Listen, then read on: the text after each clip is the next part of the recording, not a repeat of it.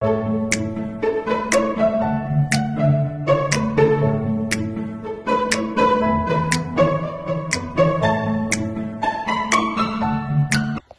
araw! Ako nga pala si Carilan Torillo at ngayon ikukwento ko sa inyo ang alamat ng Bulkang Mayon. Alamat ng Bulkang Mayon.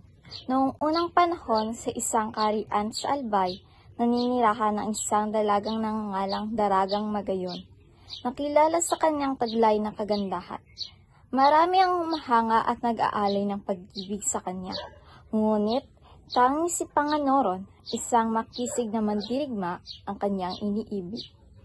Isang araw, lihim na nagkita sina Magayon at Panganoron sa gilid ng ilog. Dito, ipinahayag ni Panganoron ang kanyang pag-ibig at hiniling na pakasalan siya.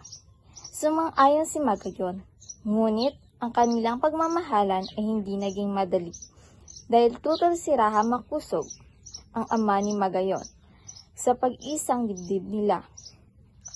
Samantala, si Pagtuga, isang masamang mandirigma, ang nagdais ding pakasalan si Magayon, ay nagbanta kay Raha Makusog upang maprotektahan ng kanyang ama. Pumayag si Magayon na magpakasal kay Pagtuga.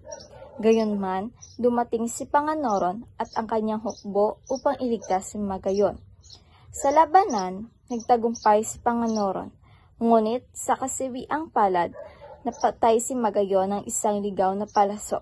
Sa matinding dalamhati, niyakap ni Panganoron ang katawan ni Magayon, ngunit siya rin ay tinamaan ng palaso ni Pagtuga at namatay. Inilibing ang magkasintahan sa isang lugar. Makalipas ang ilang panahon, may tumubong bundok sa kanilang libingan. Ang bundok na ito ay naging Bulkang Mayon, na sumisimbolo sa pagmamahalan ni Magayon at Panganoron. Ang perpektong hugis nito ay sinasabing kagandahan ni Magayon, at ang madalas na pagputok ng bulkan ay ang patuloy na pagsabog ng kanilang pagmamahalan.